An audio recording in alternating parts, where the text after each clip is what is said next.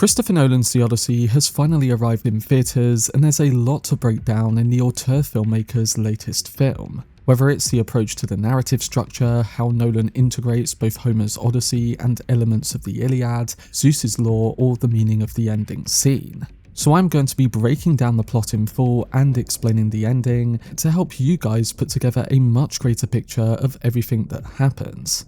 This video will be especially useful for those who haven't read the epic poem by Homer, because there are a lot of details that expand on the source material. I will also be making much more content in the coming days, including a biggest questions video for the film, so stay tuned for all of it on my channel over the coming weeks. Before I get into it though, if you want to keep up to date on any of my upcoming content for Christopher Nolan's The Odyssey, then don't forget to support this upload by giving it a like rating, subscribing to the channel, and turning on your notifications. But without further ado, let's dive into Christopher Nolan's The Odyssey Explained. So like the epic poem by Homer, Christopher Nolan's The Odyssey uses multiple narrative threads and moments in time to tell us a more compelling picture of the entire myth. Like the source material, we pretty much open in the middle of things, picking up in the 20th year after the fall of Troy, with Odysseus stranded on Calypso's island. But unlike the poem, we get moments taken directly from the Iliad, and then also the inclusion at the very beginning of how the Trojans were tricked into bringing the Trojan horse inside the city walls of Troy. For context to the Iliad, Odysseus and many of Greece's younger rulers had left home nearly 20 years earlier to fight in the Trojan War. That war began after Paris, a prince of Troy, seduced and carried off Helen, who was married to Menelaus, the brother of the High King Agamemnon. Helen was famously beautiful, and before she married, almost every young noble in Greece had tried to win her hand. To prevent those rejected suitors from turning their disappointment into violence, Odysseus proposed that all of them swear an oath in that they would defend Helen and the honour of whoever she chose to marry. The idea was meant to keep the peace, but it ended up binding nearly every major Greek hero to the war once Helen was taken to Troy. Odysseus himself swore the oath as a gesture of good faith, even though he was already promised to Penelope. One major figure who didn't take the oath was Achilles, and he was still too young at the time and was never considered a suitor for Helen, so he wasn't part of the pact that later pulled Greece into the conflict. We don't see Achilles in Hades in the film as we do in the epic poem, but he is mentioned by Menelaus. And as touched on, important aspects of the Iliad are woven into everything that happens surrounding the story of this film. Coming to Nolan's movie, there are a lot of details that were given in the opening 30 minutes or so to really set everything in motion. We start with a scene that I didn't expect to open this film, as originally it was suspected that the siege of Troy would be at the very beginning. We learn that the siege actually comes much later in the film, and instead we just get the initial setup of that siege in the opening scene. We see Elliot Page's Sinon, who has an important role in carrying out the start of Odysseus's Trojan War plan. On the shoreline, the Trojans strike Sinon with a few arrows, pinning him up against a horse and asking what the meaning of the horse is. Sinon says that it's a gift for the gods, or in particular, Athena. Now, Sinon is not in Homer's The Odyssey, but he is a figure from Greek mythology who first appears in Book 2 of the Virgil Aeneid, an epic poem written by the Roman poet Virgil. And it's known in that poem that Sinon is the Greek soldier who helps carry out Odysseus's Trojan horse plan. So in believing that the war is over, the Trojans bring the supposed horse gift inside the city, unaware that Greek fighters, including Odysseus and Menelaus, are all hidden inside of it. A cool detail to note about this is that director Christopher Nolan made the deliberate choice to have the horse dragged without wheels in his film to make the scene more credible. He designed the horse as a heavy, half-submerged structure that was sinking into the beach, forcing the Trojans to physically drag it into the city as a rescued prize rather than a neatly wheeled gift. Moving on, the other shots we see in the opening moments of the film include a bard character played by Travis Scott. In Homer's Odyssey, bards are essential figures who preserve history and myth through performance. The most notable bard in the poem is Demodocus, the bard singer of the Phaeacians, who performs songs about the Trojan War and moves Odysseus to tears. The Phaeacians aren't portrayed in Nolan's adaptation, but we do still get a bard. In the moments during the opening Trojan horse shots, we see Scott appearing as one of the bards entertaining the suitors in Odysseus's great hall. He performs poetic verses recounting Odysseus's triumphs in the Trojan War and strikes his staff on the stone floor as he chants, being a stylized nod to the oral tradition. Penelope eventually tells him to stop doing so, having heard these glorifying tales too many times. So in a way, the film has replaced Odysseus in feeling emotional towards the verses with Penelope. And yet while doing so, Odysseus still mentions towards the very end of the film in his conversation with Penelope that the verses did make him cry. We get to more of the early scenes in Ithaca, and we learn that these are 20 years since Odysseus left Penelope and Telemachus, and 8 years since Troy fell. Just like in Homer's epic poem, in Odysseus' long absence, a crowd of men has moved into the palace, trying to win Penelope's hand in marriage. These suitors have become a destructive presence, eating through the family's food, mainly from the supply of John Leguizamo's swineherd Eumaeus, disrespecting their home, and draining Telemachus and Penelope of their strength. We get introduced to the main of these suitors in Robert Pattinson's Antinous, who is the most dangerous, arrogant, and openly hostile of them, and the one who isn't just waiting for Odysseus to be declared dead, but actively trying to seize the throne of Ithaca. In his first conversation with Telemachus, he and his fellow suitor in Corey Hawkins' Polybus bully a beggar who's been welcomed there for 3 years and say that they can only welcome their hospitality for so long because his mother won't choose one of them. In fact, and we learn this a bit later on in the film, that like in Homer's epic, the movie details that Penelope has been weaving a burial shroud for Laertes, who is Odysseus' father. She tells the suitors that she will choose a husband once it's finished, but then every night she secretly unravels it. It's essentially her act of defiance against them, her way of buying time, and her refusal to let Ithaca forget its king. Antinous finds this out through the spying of Penelope's unloyal handmaiden Melantho, who is played in the film by Mia Goth. In Homer's epic poem, Melantho actually sleeps with another suitor, Eurymachus, and disrespects Penelope in front of the suitors. So here they've made some slight adjustments in making her a figure that gathers information for the suitors. Coming back to that beggar character though, one thing that I wanted to point out with this is that this links into a moment in the poem surrounding Athena. In Book 1 of the Odyssey poem, Athena encourages Telemachus to travel to Pylos and Sparta to seek news of his father. Whereas in the film, that idea is seeded by the beggar that Telemachus protects from the suitors at the very start. Also, another thing to note is that he says to the beggar that he has wise eyes like Athena.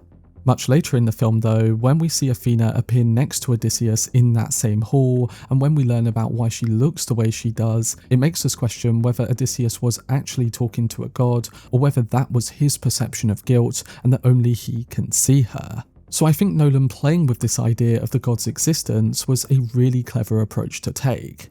When Telemachus eventually does set sail to go and find information about his father, he does comment on Mentor's wise eyes, which in the poem turns out to be Athena in disguise. So every time you hear Telemachus or a character mentioning wise eyes, it's a cool little nod to that, and again it makes you question the existence of the gods. Another of the character setups we get in this opening on Ithaca is something that the film does come back to, and that is the flashback to Antinous as a boy when he volunteered for Odysseus' expedition to Troy. He says that Odysseus wanted him to stay in Ithaca to keep an eye on Telemachus. But when we return to that flashback scene later on in the film, we learn from Sinon in the underworld that he begged to take Antinous' place. He mentions this when explaining how the lottery was drawn for those to go off and fight for Odysseus in the Trojan War. When it comes to the moments before Telemachus heads off on his journey to find out about his father, we get a few poignant scenes to really set up the central themes of Nolan's adaptation. We get the training scene where Eumaeus teaches Telemachus to be smarter and more open in his fighting style while he's fighting Mentor so that he can stand a chance. And this is something he did learn from Odysseus. This training scene with Telemachus is also intercut with a flashback of Odysseus being injured by a wild boar during a hunting trip, a moment where Antinous as a boy was also present. We see him string his famous bow before that accident, and this is something that becomes important when Odysseus does eventually return to Ithaca for a showdown with the suitors, as he's the only one who can string that bow. Also, as in the poem, Eurycleia is the one to notice the scar on his leg. But anyway, back to the present, before Telemachus leaves, we further get introduced to Odysseus' loyal dog Argos. Argos was raised as a hunting dog when Odysseus was still king of Ithaca, and Homer described him as a strong dog that was trained to hunt deer and hares. As a puppy, Argos would have lived during the peaceful years before the Trojan War, when Odysseus was home with Penelope and Telemachus was still a baby. When Odysseus left for Troy, Argos was still young, but with Odysseus then gone for 20 years, no one had cared for him, and when the Suitors took over the palace, he was abandoned. By the time Odysseus does return home, Argos is old, weak, and thrown on a pile of dung by Antinous outside the palace gates. Despite all of this, he still recognises Odysseus when he comes home, even though he is much older and disguised as a beggar. And after seeing his master again one last time, Argos wags his tail and dies. Homer made it clear that Argos had been waiting all these years for that moment, so the film pretty much follows all of that to a T. After his training, Telemachus then speaks with his mother Penelope, and she tells him that Ithaca needs a king for security against people from the sea, and also the importance of Zeus's law. In Nolan's The Odyssey, the tagline "Defy the gods" and the emphasis on Zeus's law work together as a thematic tension. Essentially, Odysseus is a mortal who repeatedly challenges divine authority, yet the world he lives in is governed by a sacred moral code of hospitality, the rules Zeus himself protects. Nolan uses this clash to frame the story as a struggle between individual will and cosmic order. It's the golden rule of treating strangers as you would want to be treated. And in Homer's world, hospitality is survival. Travellers depend on the kindness of strangers, and violating this law is a serious moral failure. And what's interesting is that this theme still resonates today because trust and kindness hold communities together. For example, Odysseus defies divine authority, especially with Poseidon later on, asserting a sense of human agency against cosmic punishment. Yet the world's moral order is divine, rooted in Zeus's commands that humans must treat each other with dignity. So in that sense, when it comes to the film, like all of Nolan's protagonists, Odysseus is flawed, clever, and morally tested. In his and a lot of other people's perspective of that time, they resist the gods' control but must still navigate the ethical framework they created. Or again, so they believe that the gods created. This is baked into the film as a central thematic of it, and Penelope tries to explain to Telemachus that the Suitors completely destroyed that principle. She says that the structure of their kingdom is nothing without respect for its meaning. And when it comes to her mention of the Sea People, we do hear about them throughout this adaptation, and that the arrival of these people will apparently bring an end to the Bronze Age. For years, scholars have argued over whether the Odyssey might function as a kind of narrative cipher that is capable of revealing the identities of real historical tribes, or perhaps a single powerful confederation whose movements help trigger the Bronze Age collapse. Nolan essentially takes that long-running debate and threads it directly into the film's own meditation on opposing war, letting the question and its resolution echo through the story's deeper moral currents. As an invention, it's a sharp piece of myth and historical speculation that is integrated into the film's thematic fabric.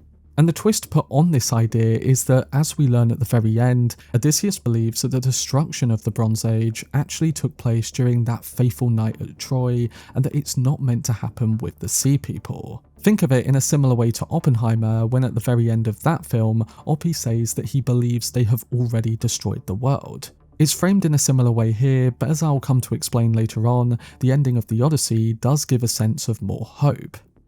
The last bit of info we get before we come to Odysseus is to do with Agamemnon, Clytemnestra, and how events in the Iliad set up this adaptation of the Odyssey. During a flashback scene between Odysseus and Penelope from when Telemachus was a boy, Odysseus tells her about his fear in refusing to follow Agamemnon into war. He's fearful that if he refuses, Agamemnon will take their son, just like the sacrifice of his own daughter. In Homer's epic before the Trojan War, the Greek fleet was stuck at Aulis because Artemis, angered by Agamemnon, sent winds that prevented sailing. The seer Calchas declared that only the sacrifice of Iphigenia, who is Agamemnon and Clytemnestra's daughter, would appease the goddess. Knowing Clytemnestra would never allow it, Agamemnon, with Odysseus and Menelaus, devised a deception. They summoned Iphigenia to Aulis under the false promise that she would marry Achilles. Odysseus was sent to escort her and Clytemnestra, and in many versions of the story, Odysseus is a fully willing participant. The deception shatters Agamemnon's marriage, and Clytemnestra takes Aegisthus as her lover and later murders Agamemnon upon his return from Troy. And we do end up seeing this death in the film. So Iphigenia's sacrifice becomes the dark prologue to the entire tragedy of the Atreid family and the core motive behind Clytemnestra's revenge. And it's this backstory which also echoes through the Odyssey, as Agamemnon's doomed homecoming becomes a cautionary parallel to Odysseus' tense return to Penelope. Odysseus tells her that he has to leave and may never come back, and Penelope poses the idea of sailing away and chasing the escaping sun. So Odysseus ends up asking her to remarry if he doesn't come back, and of course this makes Penelope deeply upset. Before he does leave though, she gives him Athena's pin, which serves as a powerful symbol of both their marital bond and the ultimate anchor to home. By wearing Athena's pin, Odysseus carries his wife's love alongside the goddess's divine protection while navigating the treacherous journey back to Ithaca. It's also something that Penelope can ask travellers about if they happen to see Odysseus while journeying back. And as we later see in the film, Penelope is convinced by Odysseus' story when he's the beggar because he describes this pin. Also, Athena herself does show up and disappear throughout his journey back from Troy, so you could see her appearing as him projecting a guide through the face of someone he had guilt about dying. Speaking of Athena, this is where we finally get to Calypso's island, where Odysseus has been for 7 years since journeying back from the siege of Troy. He speaks with Athena as Charlize Theron's Calypso walks over to him, and we learn that Athena wants him to both remember his past and leave the island. In Homer's epic, Odysseus is trapped on the island of Iphigenia and held captive by the nymph Calypso, who desires him as her immortal husband. While she offers him eternal youth and endless sensual pleasures, Odysseus spends his days weeping on the beach, longing to return to his wife Penelope and his home of Ithaca. In Nolan's movie, we return to the island throughout the film and learn that Calypso has been giving Odysseus the lotus flower, which is this adaptation's way of integrating the Lotus Eaters. In the poem, the Lotus Eaters are a mysterious tribe encountered by Odysseus and his crew, and they live entirely on the honey-sweet fruit and flower of the lotus. This acts as an addictive narcotic that erases memory, ambition, and all the desire to return home. So the film's version of this has basically combined the Lotus Eaters and Calypso into this one segment throughout that we've returned to. Having lost his men and memories, Odysseus is kept captive under the guise of healing until a sort of rehab allows him to leave. During the first scenes with Calypso, she does hear thunder, and this is actually a neat reference to the very first book in Homer's poem. In the story, we learn that Odysseus and his crew have been wandering the seas under Poseidon's curse, and it's in Book 1 that Zeus agrees with Athena that it's time for Odysseus to leave Calypso and finally begin the last stretch of his journey. So the thunder in this scene is essentially a sort of reference to that decision being made. But again, we could just frame its appearance in the film as Calypso hearing thunder and seeing it as a sign.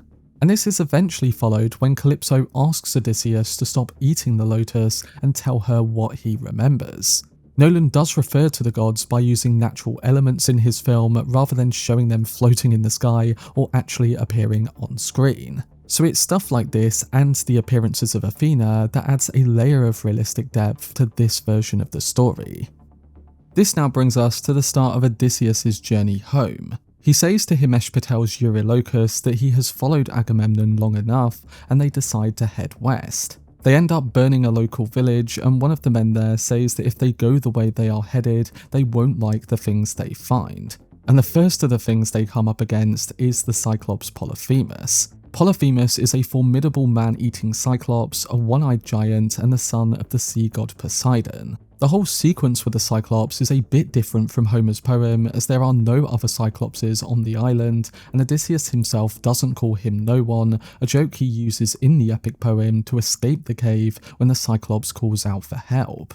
After doing so, in the poem, the Cyclops says that no one is attacking him, and then the other Cyclops leave when they come to find out what's wrong. But again, because Nolan is infusing these sequences with a sense of added realism, he had to make some changes.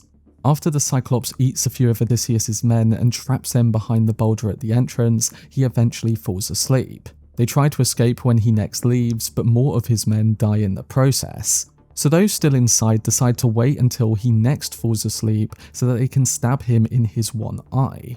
Odysseus's men further request inside the cave that they honour their fallen men by getting their bodies out of the cave, but Odysseus says that they will honour them by just escaping. So they eventually escape alongside the Cyclops' flock of sheep, and just like in the poem, the Cyclops is angered by the whole situation. He throws a rock at them while they sail away and calls out to his father Poseidon.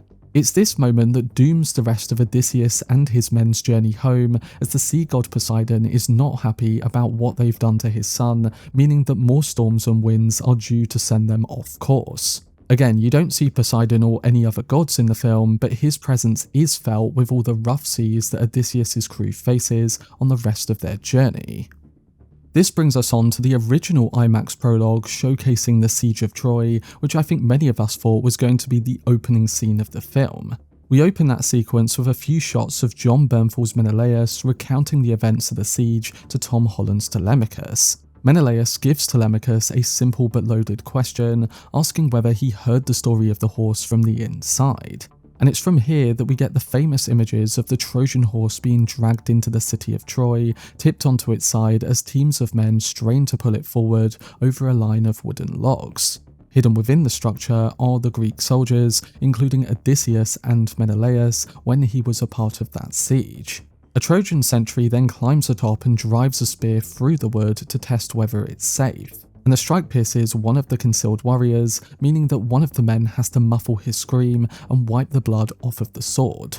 Unaware of how narrowly they came to discovery, the Trojans continue hauling the horse through the gates and finally position it before Athena's temple inside of the city walls, setting the stage for what follows inside. Once night falls, the hidden Greek soldiers slip out of the wooden horse by pushing open an escape panel built into its underside. And once outside of it, Odysseus and his men immediately dispatch the unsuspecting Trojan guards, and the Greeks cut down Troy's defenders as they advance towards the gates. Odysseus leads the operation, aiming to open a path by unbarring the city's entrance and signalling the full-scale attack. Although the Trojans eventually manage to raise the alarm, their response comes too late, as Odysseus and his men succeed in opening the gates, clearing the way for the final siege to begin. And so when the gates open, the rest of the Greek army starts pouring into the city, and we get the arrival of Benisafti's Agamemnon. The battle continues to rage on, and we then come back to Menelaus and Telemachus. In continuing their conversation, we learn that Helen of Troy is sat next to her husband, and she reminds them of what happens to Agamemnon, and we learn that this version of Helen of Troy has a facial scar as an artistic choice. The choice of Helen to have a scar in this time period is meant to symbolise the devastating, enduring physical and psychological toll of the Trojan War. Instead of representing her as a flawless prize, she portrays Helen in this time period as a hardened, cynical shell of her former self. Before the end of this scene, Menelaus tells Telemachus that he last saw his father at Troy and that the journey back was a nightmare, so he could only imagine what Odysseus and his men had been through since. And this brings us to the next of the trials in Odysseus' journey home, which includes the fight against the Laestrygonians and then the horrific pig scene with Circe. Starting with the Laestrygonians, Odysseus and his men sail on to Laestrygonia, hoping for food or hospitality. But when they get there, they are faced with a screaming girl who alerts the fleet of giants ready to kill them all. They are chased back to their ship, with a good chunk of the men being killed off in the process. The point of the Laestrygonians in the story, as it is in the original poem, is to show in some ways the questionable nature of Odysseus' leadership. They don't eat Odysseus' men like they do in the poem, but in killing them with brute force, it gives the rest of his men a reason to doubt him. What unfolds leaves the surviving men shaken and then more desperate for food. And that's where the scene with Circe comes in. Odysseus and his surviving men land on Circe's island, and uncertain of where they are, he sends half of the group to scout. Led by Eurylochus, they find Circe, who welcomes them in with food and drink. But while there, she grotesquely turns them into pigs. Unlike the poem, Eurylochus doesn't escape, and Odysseus just learns of what has happened to the rest of his men by going to Circe and seeing signs that something has happened. There's also no mention or appearance of Hermes during all of this, as in the poem, Hermes gives him a magical herb to block her spells. Something to note is that the crow featured in this scene is also referring to an emotional subplot where Circe shares that she had transformed her own sister into a crow after a betrayal. And as we learn, Circe's signature magic involves turning men who offend her or her nymphs into swine, wolves, and lions, or transforming other nymphs into monsters. There's a reference to that in the film as Odysseus spots a lion walking up to meet Circe.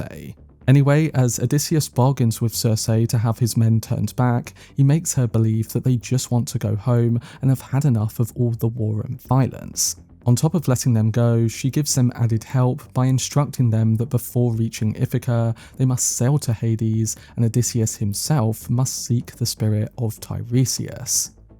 So when they reach Hades and fill a trench with the blood of sacrifice, they do encounter a few of the dead there. Sinon is the first ghost to appear there, and he shames Odysseus for abandoning him and lying about the horse trick so that the Trojans would kill him. We again learn about Sinon begging to take Antinous' place in volunteering for the war, but their conversation becomes mainly about honouring the dead and how the living have wronged them. Sinon then gives Odysseus a peg that he took from Antinous as proof of Antinous' betrayal and asks Odysseus to return it to him as a way of bringing back his shame. And of course, we do see Odysseus give Antinous that peg when he does confront him at the end, sending him into a state of panic and realisation. Next, Odysseus then speaks with a ghost of Agamemnon, who fills in what happens to him with Clytemnestra. It again acts as a lesson for Odysseus, and he tells him that when he gets home, he should go back as a beggar and not himself. And then we eventually move on to Tiresias. The blind prophet tells him the prophecy that all of his men will die in the upcoming test against Scylla and Charybdis, and that only he will survive the moments after. His men do not hear this at the time, and whatever choices he makes will lead to all of their deaths anyway. If he chooses only 6 men to be killed by going past the whirlpool Charybdis and heading straight towards the cliffs with Scylla, then his remaining men will abandon his rules afterwards and slaughter the cattle of Helios in hunger. In Homer's poem, the punishment for that is a furious Helios appealing to Zeus, threatening to take the sun down to the underworld and leave the earth in darkness unless he is avenged. So Zeus promises to destroy the men's ship and kill them. Coming back to the film though, without the mention of Zeus or Helios, he's still told that his men will die if they slaughter this cattle. It's at this point that those of Odysseus' men who have died under his leadership chase them all out of the underworld. What Tiresias said to Odysseus in the underworld eventually unfolds step by step. Odysseus and his men survive the siren's song by having his men plug their ears with beeswax to block out the fatal singing, while Odysseus has himself tightly bound to the ship's mast. He faces the song of psychoanalysis, which tells him all the promises he failed to keep. Then comes the decision of Scylla and Charybdis, where he chooses to head for Scylla. 6 of his men are killed as prophesied, meaning that the rest of them survive. But then, as Tiresias warned him, the men slaughter the cattle of Helios. This results in all of their deaths at sea, including Eurylochus, who disobeys Odysseus in not following his orders to leave the cattle. So Odysseus' voyage has come to a doomed end, and like in the epic poem, we then come full circle back to Calypso. He stops taking the lotus flower and is finally released by her. He regains his memories by remembering Penelope with the Athena pin, leaves on a raft and endures the storm of Poseidon. In Homer's poem, when Poseidon spots Odysseus and shatters his raft with a massive storm, Odysseus survives drowning thanks to the sea goddess Ino. She gives him a magical immortal veil that keeps him safe in the water after he abandons the wrecked raft. So again, Nolan has changed this, and it's a more realistic portrayal in the film, one that doesn't really show the gods directly. And this brings us to Odysseus' return to Ithaca as the beggar. He sees Athena on the shore of Ithaca after surviving the storm and begins to make his way back home. He returns to Eumaeus' farm, who had just been attacked by the Suitors, and because Eumaeus is blind and time has passed, he doesn't realise that he is speaking to Odysseus. But the beggar does tell him that Odysseus is coming back. Eumaeus informs him that the Suitors are going to kill Telemachus at the Temple of Pylos on the road back to Ithaca. So with that information, Odysseus leaves immediately to save his son from the Suitors. He does save his son and then travels back to the palace with him. Once there, Odysseus hopes to see if any of Penelope's suitors are actually worthy of her hand, basing that on the way they might treat him. He gets no kindness from them at all, and the only kindness he encounters there comes from his own son Telemachus, who shows him that maybe all hope for the future isn't lost. Just like in the poem, Penelope eventually puts on a trial for her suitors in their bid to become her husband. The trial involves having to string Odysseus's bow and fire an arrow through a long line of axe heads. And again, this was something that Odysseus was only able to do. At the trial itself, all of the suitors' weapons are locked away and the door is boarded up to ensure that no one leaves. And with the suitors not able to string Odysseus's bow, it's Odysseus himself who steps up as the beggar to complete the challenge. He does so in due time and reveals to them that he is the king of Ithaca, and immediately follows it up by killing off the suitors one by one with the help of Telemachus. After a brutal long brawl, Odysseus also overpowers Antinous and kills him too, and is left heavily injured from the fight in general. It's very similar to what actually happens in the epic poem, and the only real difference is the immovable bed plotline. In that plotline, Odysseus essentially tests Penelope and reveals to her that he is Odysseus by describing that the room was built around their bed, meaning that the bed couldn't be moved. So yeah, this whole aspect wasn't in the film. Odysseus' actual final conversation with Penelope in the film becomes a confession. It's not just about the long, painful years he spent trying to return home, but about the guilt he still carries from Troy. He tells her that he won't die, but that he will leave Ithaca, choosing exile as a kind of self-imposed punishment for slaughtering the suitors. He knows that their families will be furious, which echoes the fallout described in Homer's epic, and he refuses to let that violence spark another cycle of revenge on his homeland. As he speaks, the film then reveals the devastating twist surrounding Athena that I mentioned before, in that the face of Athena, who has appeared throughout his journey, is a projection. It's the face of a young woman he watched die during the sack of Troy. Her image has followed him ever since, becoming a living reminder of the horror he helped unleash. Nolan uses this reveal to reframe the entire story, potentially suggesting that the gods might not be guiding Odysseus, and that his trauma might be the thing that has actually guided him. This version of the Odyssey becomes not only a tale of survival, but a portrait of a man who believes he helped break the world. His reluctance to return home comes from what he witnessed in Troy's fall, through the brutality of it, the innocent lives lost, and the knowledge that his own stratagem in the Trojan horse made that destruction possible. With war threatening to rise again, he feels responsible for whatever darkness that might come next. He and his men might have even been the mentioned sea people who were foretold to bring ruin to civilization. So in the end, Nolan changes the ending to provide more meaning for the future. Odysseus and Penelope sail west together, leaving Telemachus to rule Ithaca. The director chose an emotional and reflective path, one that feels satisfying but one that is also thought-provoking. Odysseus seems to be heading off to bury his fallen crew and seeking closure to his grief in the unknown west. His final words in saying that civilization will rise again, that dawn will return, and that humanity's mistakes will eventually fade remind us of the hero's violent past and the weight he carries. And unlike the bleak ending of Oppenheimer, Odysseus' departure still has a sense of hope. By removing himself from Ithaca, he gives his people the space to heal, and he finally begins to heal himself. But that was my video explaining the plot and ending for Christopher Nolan's The Odyssey. I will be doing lots more videos on the film during release week, including a biggest questions upload, where I go more into the things I haven't talked about here, and then also a spoiler-filled video essay discussing why I think Christopher Nolan's latest feature is a cinematic masterpiece. So keep a lookout for whenever I post. For much more videos and breakdowns, then subscribe to the channel and turn on your notifications. Also, if you enjoyed this video, remember to leave a like, rating, and follow me on social media via the links in the description. But anyway, I hope you guys enjoyed it. I've been Cortex, and as always, make some noise.